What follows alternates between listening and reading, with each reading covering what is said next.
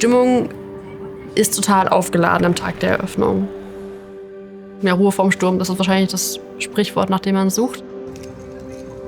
Man will natürlich, bevor die Gäste kommen, nochmal durch die Ausstellung gehen, sicher sein, dass alles funktioniert. Da ist man vor allem gespannt, wie das Publikum reagieren wird. Am Ende ist es halt immer die Hoffnung, dass all das, was man so geplant hat, auch funktioniert.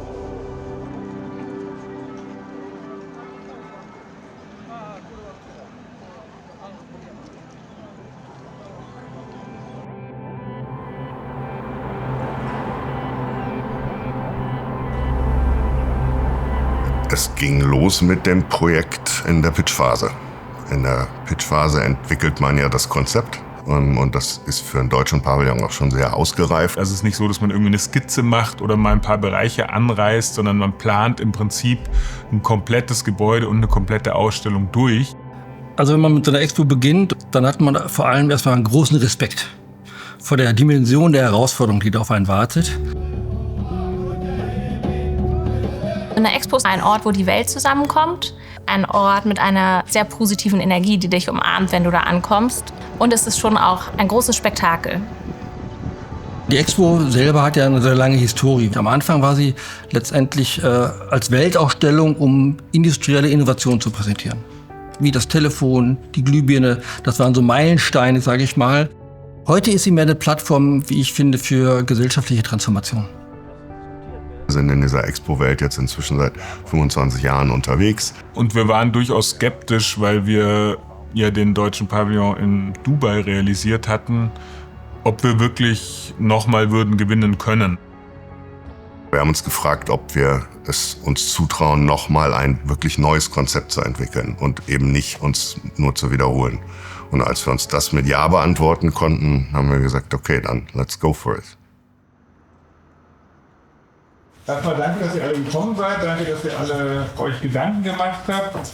Ich glaube, wir sind jetzt an einem ganz wichtigen Punkt. Ich glaube, wir waren uns alle einig, dass diese Idee des Kreises, dass die eigentlich dieser... Gute Ideen entstehen meistens im Gespräch, in der Auseinandersetzung miteinander. Jeder bringt so ein bisschen was mit und dann muss man die Puzzleteile halt auch richtig zusammensetzen. Alle Inhalte einbringen und das nutzen wir so, ja, wie vielleicht eine klassische Ausstellung. Entweder man... Ich glaube, da hilft halt immer, dass es dieses Leitmotiv gibt der Expo, also Designing Future Societies for Our Lives. Und das hat für uns auf jeden Fall geholfen, sich dann die Frage daraus abzuleiten, was sind eigentlich die großen gesellschaftlichen Entwicklungen? Und abgeleitet von diesen Entwicklungen, was ist die Lösung von den Fragen, die sie aufwerfen? Und dabei eben die Kreislaufwirtschaft die Antwort. Du bist sozusagen einmal komplett im Grün und lernst, die Natur ist die Meisterin der Kreisläufe und auf der anderen Seite sehe ich schon die Exponate und die schimmern quasi im Grün hervor, aber ich sehe es halt noch nicht direkt, sondern ich höre erstmal nur... Zirkularität, das war der Begriff, der sich dann herausgearbeitet hat. Naja, die Formsprache ist dann relativ schnell beantwortet, ja, und auch die Besucherführung ist dann erstmal, na gut, dann muss die halt auch im Kreis sein, ja, und alles muss halt im Kreis sein. Und das fanden wir sehr stark. Wir haben gesagt, das ist ein Versuch wert. Es ist natürlich ein hoher Anspruch zu sagen, man soll den ersten und letzten Raum dann sozusagen verschieden wahrnehmen. Da muss man wirklich nochmal drüber nachdenken, wie sich das realisieren lässt. Der wesentlichste Meilenstein in der Ideenfindung war sicher die Erfindung der Circulars.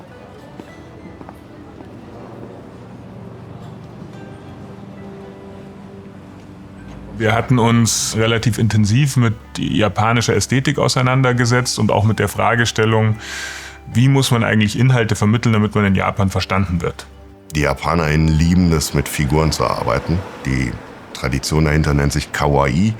Das heißt, alles wird verniedlicht, alles wird über Figuren transportiert. Jetzt kann man überlegen, na ist ja egal, wir machen es so, wie wir es immer machen, wir sind ja die Deutschen, also exportieren wir deutsche Ästhetik und deutsche Narrative und deutsche Vermittlungsstrategien, aber wer haben wir dann eigentlich verstanden? Und in dieser ganzen Diskussion kam auch sehr schnell auf, dass man auf jeden Fall würde ein Maskottchen haben müssen. Wir waren alle extrem skeptisch, weil wir gesagt haben, boah, Maskottchen, ernsthaft, Leute. Und irgendwann hat meine Kollegin Kirsten in irgendeinem Meeting gesagt, wisst ihr was, also wenn ich schon ein Maskottchen haben muss, dann will ich nicht eins haben, sondern ganz viele. Dann haben wir gesagt, cool, wie die Minions. Das war wirklich dieser eine Gedanke, der dann wie so ein Stein, den einer so einen Hügel runterwirft und plötzlich wupp, wird so eine riesen Lawine draus und jeder konnte was dazu beitragen. Und das war schon ein magischer Moment.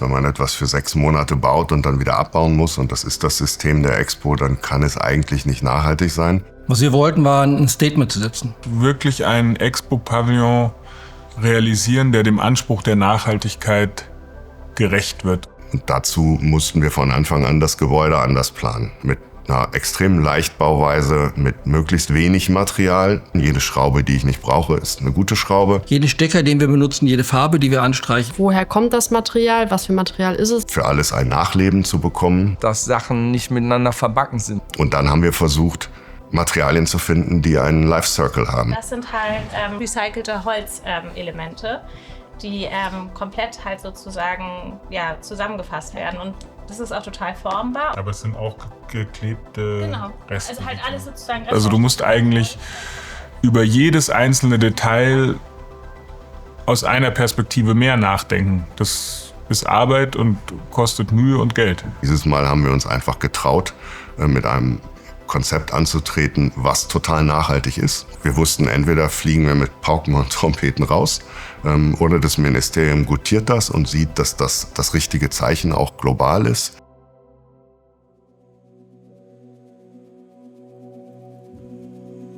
Also den Tag der Entscheidung, ich glaube, den vergisst man nie. Man hat 4, 5 Monate darauf hingearbeitet mit einem Riesenteam und mit vielen Emotionen, mit Schweiß, Blut und Tränen.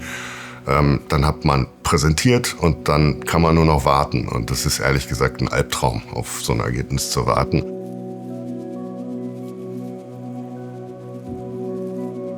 Ich wurde dann informiert und habe dann das gesamte Team zu mir ins Büro geholt. Waren alle relativ ernst und irgendwann hat, ich weiß gar nicht, ob es Dietmar oder Marco war, gesagt, so, wir haben das Ding. Und dann sind wir halt alle total ausgerastet.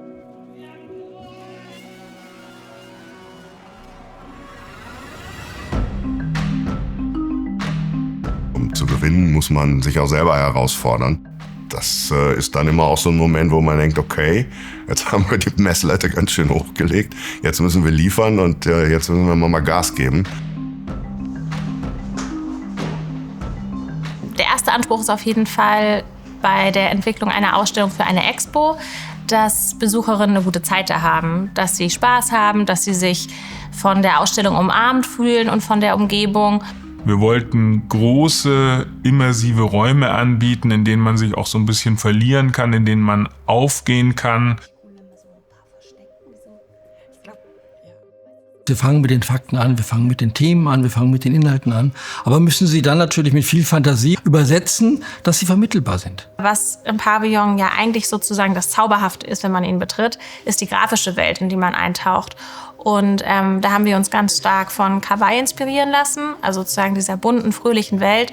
Und die haben wir versucht, wirklich ganzheitlich umzusetzen und da auch die ganz unterschiedlichen Themen unterzubringen. Kann man sich das auch so ein bisschen vorstellen. Jetzt überlegt man, du hast ja die ganze Ja, aber wie du meintest, die Texte sind natürlich viel tiefer. Ich finde auch, dass da der Übergang im Hintergrund in den Mustern nicht so richtig sauber ist. Also zwischen dem unteren Grünen, also es ist ja wie ein Wechsel in 3D sozusagen. Es geht ja im Expo-Kontext schon auch drum, was abzuliefern, was vielleicht neu ist, ungesehen, überraschend, aber gleichzeitig muss es halt auch machbar sein. War beispielsweise bei der Entwicklung des Circulars die große Herausforderung, so ein Stück Technologie zu entwickeln, das dann eben auch im Massenbetrieb hält, dass man fallen lassen kann und so weiter und so fort.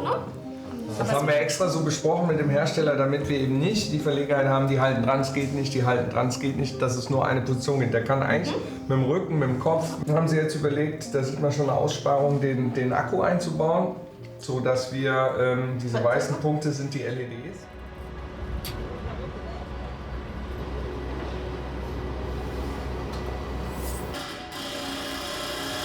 Der Bau lief anstrengend. In Japan zu bauen ist einfach eine große Herausforderung, weil es kulturell anders ist, weil die Bauindustrie nicht besonders reaktiv war. Die waren nicht so wahnsinnig interessiert an so einem Projekt von verrückten deutschen Architekten. Wir waren auf einer künstlichen Insel. Die künstliche Insel hat nur einen Zugang. Wenn Sie sich überlegen, dass 160 Länder dort ihre Inszenierung vorbereiten und alle müssen durch denselben Tunnel mit ihren Waren. Da kriegt man dann schon echt Respekt davor und fängt an, über Logistik nachzudenken, Lieferzeiten, Lieferfenster, Zollbedingungen.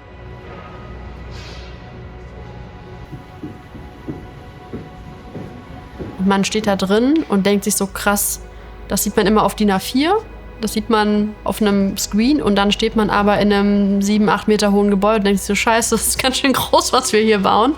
Das war sicherlich ein Moment, wo ich noch mal mehr Respekt vor der Aufgabe hatte.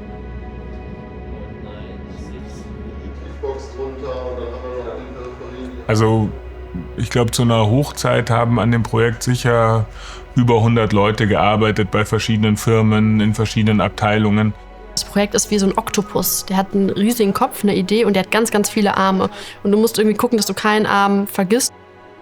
Und das alles halt nicht in Köln oder in Deutschland, sondern am anderen Ende der Welt. Das heißt, es gibt andere Vorschriften. Wir müssen zum Beispiel beim deutschen Pavillon immer nach deutschem und dem ausländischen Recht arbeiten. Die Herausforderungen bei einem runden Gebäude sind tatsächlich mannigfaltig. Also wenn zwei Wände aufeinandertreffen, kann man einfach sauber was abschneiden und dann passt das. Das geht bei runden Wänden nicht. Also gerade die Anschlüsse, das war eine Herausforderung. Aber damit können wir jetzt auch umgehen, sag ich mal.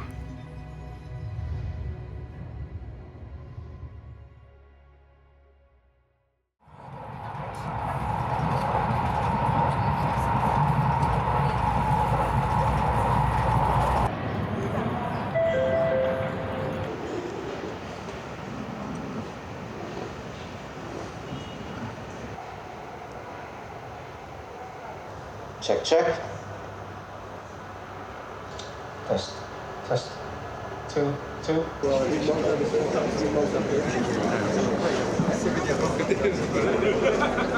Du weißt vorher nicht, ob es funktioniert. Du hast zwar eine Idee und manchmal weiß man auch, dass eine Idee so gut ist, dass sie auf jeden Fall funktionieren wird. Aber ob das gesamte System nachher funktioniert, das weißt du erst, wenn die Eröffnung stattfindet. 3, 2, 1, 0, war Germany!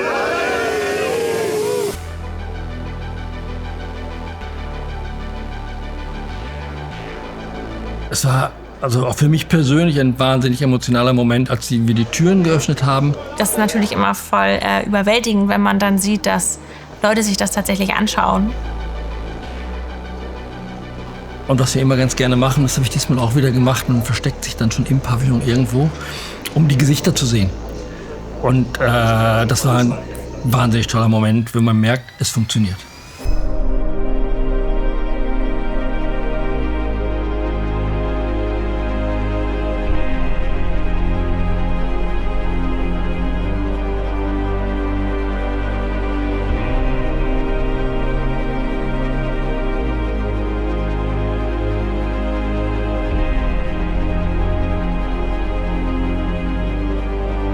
Unser Wunsch war immer, die BesucherInnen mit allen Sinnen eigentlich zu berühren. Es geht einfach darum, dass die Menschen dieses Bedürfnis haben, Teil von so großen Bildern und so großen immersiven Welten zu werden. Das berührt auch. Ein wichtiger Bestandteil sind sicher die Circulars gewesen. Das sieht man auf allen Bildern und auch wenn man vor Ort ist, dass die Menschen davon unglaublich angefasst sind von diesen kleinen Wesen, die sie begleiten. Und dann berührt man aber natürlich auch durch Botschaften und dadurch, dass man konzeptionell den Menschen auch zeigt, dass es Hoffnung gibt, dass zum Beispiel dieses Thema der Zirkularität eben auch eine Hoffnung in sich trägt für eine bessere Welt. Das ist dann eigentlich auch das Schöne, dass man dann in strahlende Gesichter guckt. Und wenn man dann so nach der ersten Stunde merkt, okay, es funktioniert, alles läuft, die Menschen sind glücklich, der Kunde entspannt, dann entspannt man selber auch. Vor 1,5 Jahren ist einfach so fertig. So jedes Kabel ist auf dem Plan drauf. Man hat ein großes Ziel erreicht, also da werden dann schon auch ein paar Tränen verdrückt. Und das Allergeilste neben allem Kundenfeedback, neben allem Feedback von Besuchenden ist dieses Teamgefühl. Und das wäre alleine niemals so geil, wie es mit all den Menschen ist, die es umgesetzt haben.